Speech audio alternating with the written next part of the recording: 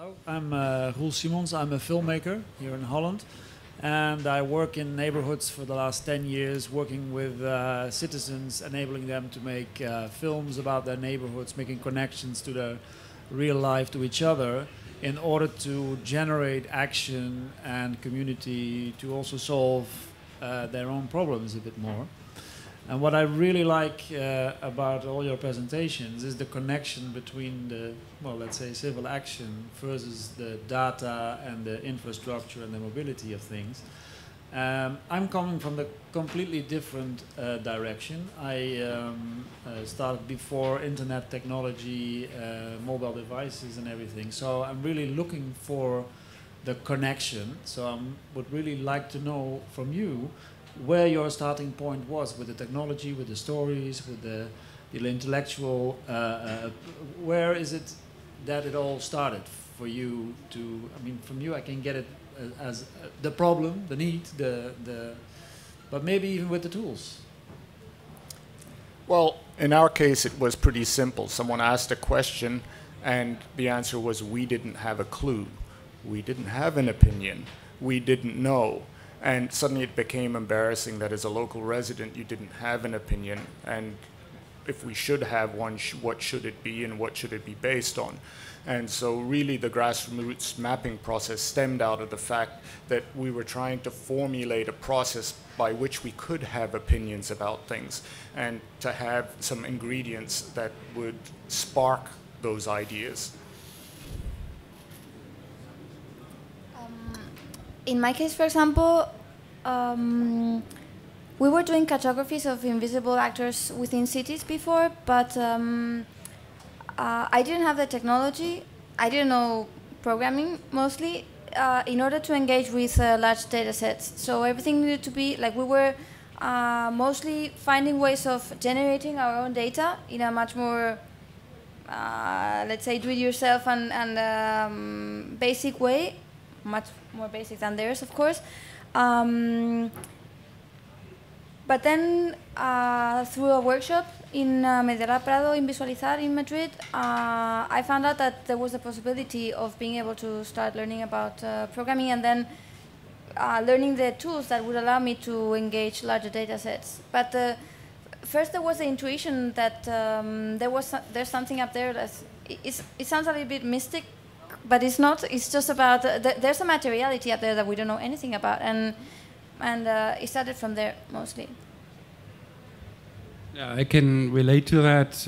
Point is that we're telling stories to people online. People just read the headlines, and I mean, where are we reporting about something we really know about? Like, should I rewrite what the government tells me about the debt crisis, or should I look into it? And the tools are there by now. And I would like to connect this more technical part of looking into the cold data. Statistic collections are more like cold, they're impersonal, and transform them into something warm that is that you can relate to. So that I'm transferring this information into something that is relevant to you, not relevant to the government.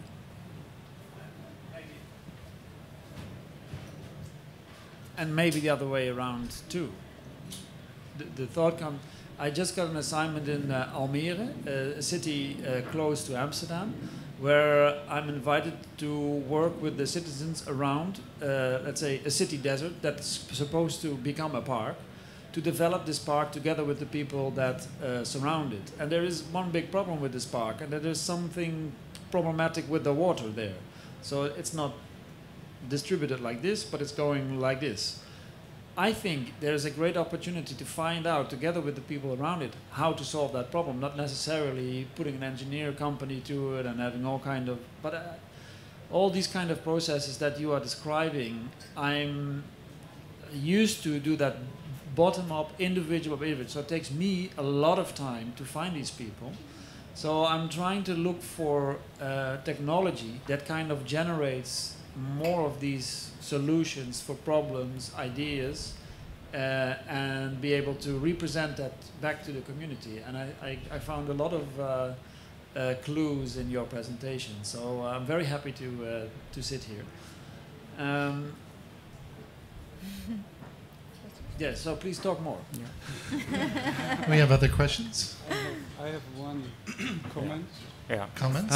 Actually, even if it sounds a bit like them, us against them, I don't basically see it like that. We have an over-reliance on technology. We had a flood of new services. And the point here is that we always need to look to rebalance it to human scale. Like, the point about the data is not that it's collected, it will be collected, probably ever always was collected, but about transparency and me knowing what they know. And I would like to, in the longer run, we could apply these techniques even to help politicians and managers make better decisions. For example, we have smart, high-paid managers who decide based on data to move one company from Germany to Romania, which might be exactly the best thing to do. It might be not, I don't know. But understanding these processes better and helping politicians, I believe right now we're paying certain risk takers for making decisions in politics in uncertain situations. So they simply take that and they do it and they shell out the billions and then they tell us it will be all right. I have a book at home about government failures. It's called This Time It Is Different. It goes through all the ages. It was always the argument, this time it's different. One of the problems is not us versus the state, like that little girl with the cop. It's rather reconnecting the state with itself. In our case, one of the issues is that the city of New York has simply become too big to administer itself, and it's physically not possible for a bureaucrat in City Hall to know everything about the sewage needs of 7 million people. Traditionally, like 200 years ago, you would have had one dude who knew exactly where the sewage blockage was in the little village of 50,000, and he knew every pipe bend. What we're trying to do is just reconnect a system of knowledge that is just like Martin talked about the early blogs in Amsterdam that were just newspapers. It's really a scalability issue, and we're using all these fancy words of technology, but we're just trying to get people to say what they know and get that connection of what they know back into a relevant data decision structure. Yeah. Yeah, thanks. I have a question for Eimund and maybe also for Nerea. Thanks, actually, all three of you for a wonderful talk. I was wondering, you talked about, actually, I think your presentation was almost an answer to my question, how can we engage people?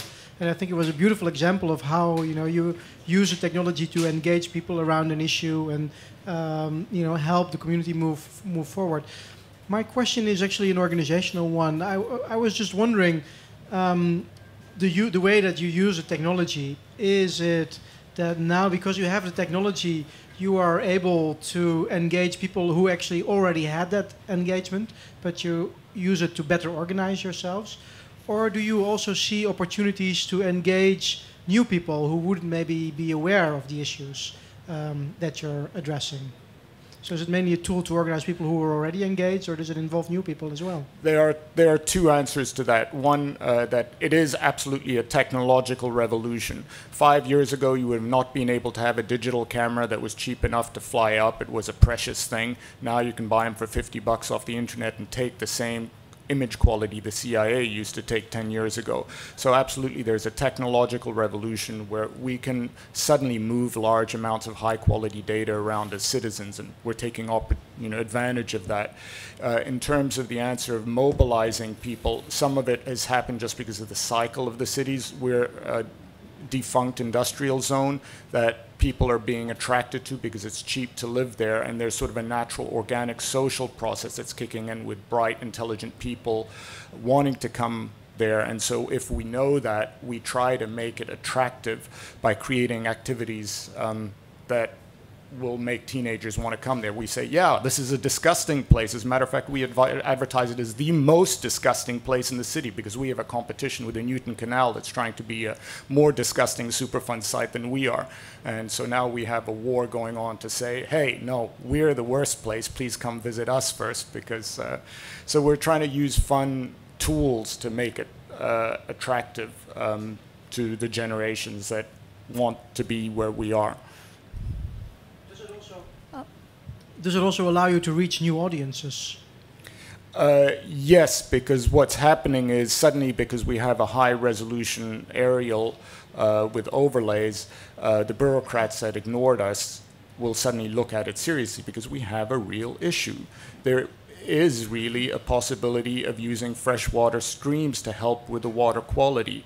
And these technical tools in the hands of ordinary citizens suddenly make people aware that there's a squeaky wheel over there in the Gowanus Canal and that they actually have good stuff that can make them look good if they pick up on it.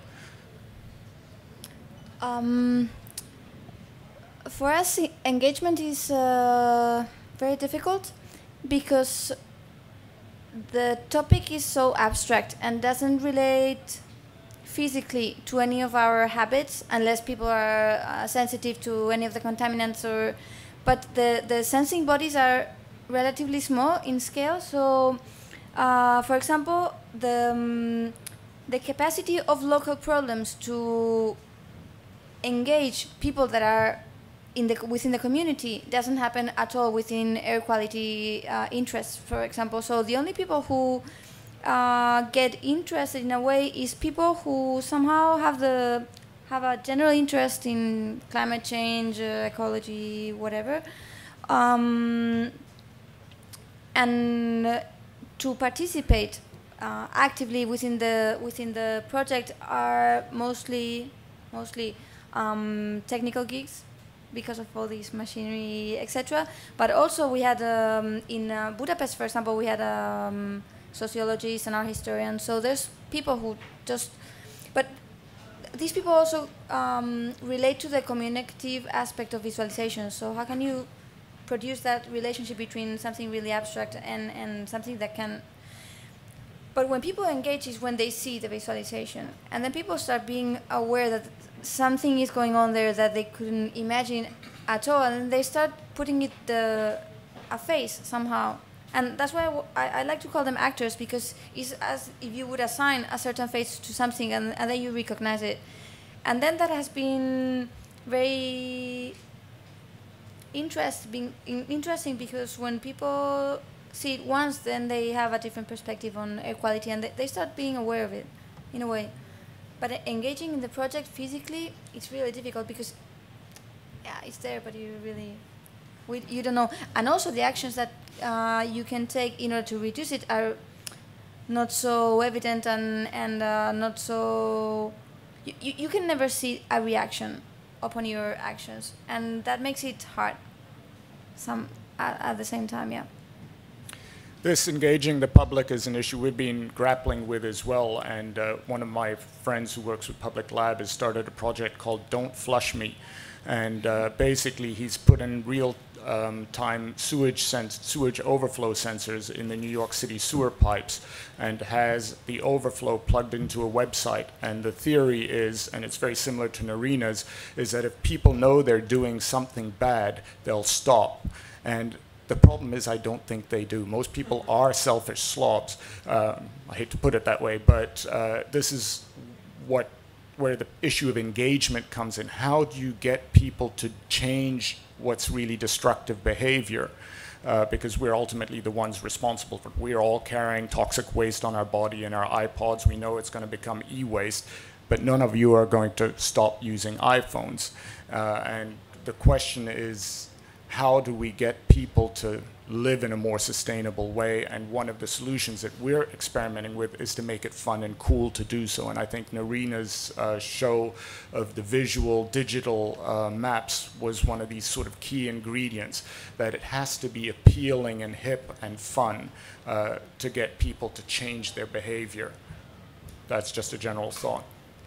Can I just clarify something? When I was talking about engagement, is within the project in itself. So how do you manage to make people just work on? But if it's about engaging with the topic, then it's a different. It relates more to the second part of my answer, because what in Madrid has been interesting. Nobody ever talked about it. Nobody knew anything about equality, etc. And then suddenly people are starting to be aware of it, and they are demanding the city hall to do something about it. So it's been within 2 years, this shift. So it's not that that's why I mentioned before that there's very different levels of engagement, and some of them is just making public noise so that politicians start being aware that people are interested in that. Actually, can I say one word? Yes. No, because you May were. I? I'm not that pessimistic about people being so selfish. I think the problem here is that we are selfish by design, and usually it helps us survivors. The thing with the tragedy of the commons, if we would have the data when it's too much cheap, there would still be argument, and some having more sheep and others less. But this is what it's about. It's about balancing and making it more visual when there's too much sheep, because that's so difficult to see in today's world. And getting people into the process in journalism, it's the same thing. The people that are doing data journalism right now are outliers. They know how to code, they're interested in public interest questions, and they know how to visualize, and they know how to operate a website, and that's a rarity. Going forward, we need to break up this process so that everybody can be of assistance in this process. Like, if you're a really good researcher interested in a topic, why should you learn how to code? Like, how would these teams in newsrooms look like? The New York Times has a visualization where the developer and the journalist are, just moving together, shortening the distance to get these things done. It's not that complicated today. Most of the tools are there and easy. But it's a barrier, and getting down these barriers, getting it into story, letting everybody of the process doing what he can do best. Mm-hmm. And my idea would be that good storytellers, not all journalists are per se good, but you find more good storytellers, for example, in journalism than, for example, in purely scientific areas. And transferring that knowledge into something people react to, that's a goal. And so we're all on the same page again, and finding processes and models for that. That's why I stress this model change from attention to trust so much. Yeah, I mean, so this question of trust re-emerges, as does my frog in my throat. And so, I want to stay on this question of trust for a minute, because, we all know trusted sources, trusted data. The plural of anecdote is not data. Although some may disagree with that claim. But in that context, Emund, how do you, in the way that you're gathering and collecting data with what you're doing, somehow ensure trust in the data that you generate? We actually don't. All we're trying to do is find out what we think is there, and the assumption is that precisely the sum of anecdotes that do pile up will give the total image of what we're trying to do. And if we keep repeatedly posting pictures of streams flowing into the canal, we're not asking you to believe that. We're just saying, someone's saying there's streams flowing in the canal. Maybe I should check it out. And yeah, I'm not trying to Photoshop the image or anything like that. That is, and we're trying to make it as pure and as clean and as open as possible. This is just what we saw. You can interpret it any way you want. And for example, in the infrared aerial photo that I briefly showed, I didn't have a chance to discuss it, we went out there with the assumption that infrared aerials would differentiate between fresh water and sewage contaminated water. And it didn't. It kind of did, because there was a streak across the image, and we first said, well, wait, this is an oil slick coming out. And then the trust issue is, we said, no, there isn't, because it's not showing up on the other aerials. And we immediately put a note saying, we don't know. This just showed up. There is a streak there, and I think when we go back and look at it, it was just sewage scum floating across the top of the canal. It was not actually an outflow, but the problem is when we go look at the physical site, there was a steel plate welded on the side of the canal. There was a pipe coming out with something trickling out of it, but it was just, in this case, a coincidence that there was an outflow there. And we try to be very upfront that we're just collecting data, we're making mistakes, and please correct our mistakes. We're all very clear about that. This is, where did we screw up? Yeah, we screwed up. Tell us about it, and then we won't screw up again, or we'll screw up less. That's what I meant by, by transparency. It's not so much, trust comes in layers. Like in the simplest way, if I show you the profits and losses of Amazon back to 2000, it's beyond what you can remember just instantly. And I'm just curating that so I can give you a more trustable overview of that particular development. And if I fail, I should be able to be transparent about it. I mean, with my Twitter hack this morning, I retweeted that my account was hacked and asked people to be careful. Covering it up would have made it worse, much worse. And I believe so. They, you know, even if we talk to each other, work with each other, and I fail you or you fail me, as long as I apologize, I can regain the trust. So it's not like something that is solid, it's fluent. And I would say also that trust, it's a matter of what you promise beforehand. Because if everything is clear, then it's much easier to get trust. Like, for example, what happens to us with our prototypes for the distributed net of detectors visualizers is that calibration is difficult. I mean, you need very good quality apparatus to regulate the dimension of the data you get. And scientific people say you will never be able, I mean, it's not, you cannot compare the data that you get from a DIY product from a highly technified machine. But the thing is that if you say, we are not saying that it's going to be the same type of data, but you say, we are only going to evaluate the tendency, and it's not, with one device you cannot compare it, of course, but if you compare 1 to 100, you can really identify the tendency, for example. So this allows us to evaluate whether the official data, for example, are true or not, because the official data suddenly stop at one level. And then if you see that the tendency is still going up, then you can compare the data. So I think it's about what you promise from those, what you expect to get out of those data. And I think that's a very good point, this notion of transparency being related to, on the one hand, a promise, but on the other hand, what's delivered. This is perhaps on one level, this gap that Saskia Sassen was talking about previously, gap between the data and gap between knowledge. Any other questions from the room, from the tent? There's got to be at least one. We're finding one of the issues for us is not so much trust, because the truth is most people are just overwhelmed with data. There's so much stuff out there that whatever we're doing along the Gowanus Canal, they couldn't give a hoot.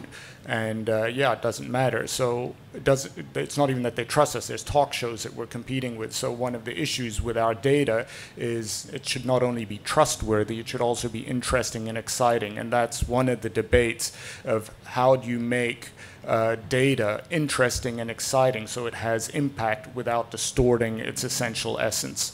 And one of the ways we're trying to do that is to take it into that sphere that we call knowledge that Saskia was talking about, that it's not just trickling, we're giving an overall idea of how the system works, and so we try to take it one step further and get into the knowledge field and just make it fun, exciting knowledge. Maybe telling a story with it. Yeah. Martijn. Just one more question. Maybe it's a bit of a word game, but I'm wondering what your thoughts are about this, all three of you. I mean, the name of this panel is Urban Stories, but if I listen to what you've been presenting, actually we're talking about urban conversation pieces. So you're not so much telling a story with a begin and a middle and an end, but you're presenting something that other people are, well, you're inviting actually other people to talk about what you're presenting, which is, I don't know, maybe... I was just wondering, in your opinion, is this something else? Is this some sort of a shift in how you tell stories, to move from a story to a conversation piece, or is it just, you know, a funny word game that I'm playing? I think you absolutely have to be able to tell it as a story. So in our case, we get 1 million gallons a year of sewage in the canal. That's 3.7 million liters. And you have to be able to tell a story of visualizing that quantity of sewage going in. And in Narina's case, you know, like I have to be able to tell a story about air quality in my neighborhood, where my daughter was evacuated by ambulance from her school because she started having coughing fits because of the truck yards around her neighborhood. And it's very important to be able to build in a human story into whatever data set you're doing. And sometimes you may have to cheat a bit and you may have to lie a bit. Well, actually, you don't want to do that. But you have to create an imaginary visual, which I think was one of the most important points that came out of the data-driven pieces. How do you create the essential story or visual that will make your community data worthy of impact? I would say that it depends on the. I think telling a story is fundamental in order to start a conversation, but I think it depends on how you, in which format you are telling that story. It can be a very enclosed story, so there's no possibility of dialogue. But if it's an open-ended story, then the other person can interact. So I think it very much depends on which kind of story you tell and how you tell it, about the formal narrative that you're choosing, that it enhances conversation or not. But I would say that it's fundamental in order to start a conversation, because otherwise you don't have a common ground to start connecting somehow. I would liken it to, you need the story, like the visual here, which is having the story and then initiating conversation based on it. And sometimes leading up to a story, you have a lot of conversation. But a story is the best packaging for a lot of data into a small space. And it's designed to be graspable by humans, memorable by humans. And yes, you are kind of shortening it. It's boy meets girl or whatever. The river must be saved. Mm-hmm. But at the end, the conversation reveals all the aspects of the story. Like when you walk out of a Hollywood movie, you saw all the other conversations and levels that led up to that drama. And it can even be comedy or whatever, but we need to this container of story is important, because that's kind of where it gets easier to understand. Sorry. We even have maps set up where we have stories about the canal, which you have little plugins, and you can find out about something called the migration of the Coney Island whitefish. Whitefish are condoms that are flushed into the canal from the sewer system. And we just describe the whole process of how it happens, and they come home to spawn and migrate. And we even have a program where we're thinking of going to all the local sex shops and having a "don't flush" sticker put on all their condoms, just to, tie the water pollution issue back into the local stories. And some of it is gratuitous media seeking, but it is with a real intent of getting a story out there. I would say what is fundamental is to tell many stories, because if it's only one, then the conversation is really, it can be very poor. But if you tell many, then you start building up the ecosystem of that system, and then many people can interact with it. There's many different entrances. Otherwise, it's too linear. Yeah. And that's what I meant by the 1,000 stories. For example, when we all get older, will we be living in, somewhere in a house where only old people will, or will we have something like a collaborative style of living together? What's the data for that? Are people more happy? Is it worthwhile? Is it probably cheaper than being, sent off to, a place just for old people, hidden from everything? What are the alternatives? And these are all the stories. There's not one story, and that's what we all search for. We all know that constant profit making won't be sustainable for the next 100 years. It's simply not working. And so the data could help us individually to make our choices. Yeah, it's interesting because what I think your question points out is the difference between designing a conversation and designing conversation pieces, right? So in a way, the story becomes a conversation piece, right? But I think there's something in perhaps the project In the Air when one considers the opportunity to feed into this data set, the idea that you can actually design a kind of conversation, which is to say that you can put people in relationship to these readings from the air quality in their environment, which have meaning to them. And in a conversation, each actor, or each conversant always needs to be able to have the opportunity to somehow direct the course of the direction that the conversation is going. And it would seem that within an interactive environment, which is a visualization, or it's a kind of transcoding of that into light, into mist, right? A kind of physical interface that it might have. That this enables that type of conversation, right? Mm-hmm. That the participant is not just consuming data, right? Or becoming inspired or motivated by a story, but that there's some way to feed back into that. Mm-hmm. And it would seem to me that this, your project does offer that difference, right, between designing conversations and designing a conversation piece, so to speak. For it to be a conversation, also two stories have to be told. Often any story has two interpretations. And you were talking about trust, that like for a lot of people, they think it's kind of handy that their sewer goes into their the canal rather than backing up into their basement. And that is a point of view that has to be reflected. So it's not just my hippie green story that has to be told. It has to be the old lady down the street who, damn it, I don't want sewage in my basement, and that's the way it should be. So we need to make sure all the stories are told and that people have access to them. Which goes back to this question of trust, right? Yeah. And how there's an agency is built into the way a story packages the data, right? Mm-hmm. Okay.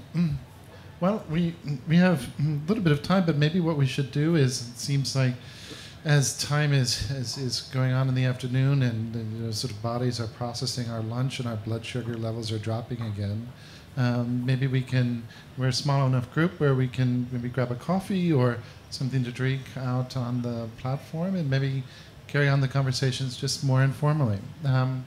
Okay. I'd like to, again, thank the European Journalism Center for organizing what at least I found extremely stimulating and thought-provoking event. To Liliana for organizing such a fantastic day. She's looking at the ground. She's very shy. And obviously to all of the panelists, particularly this afternoon, Eamon, Nerea, and Mirko, for your fantastic presentations and your engaging conversation. Thanks. Thank you for being here.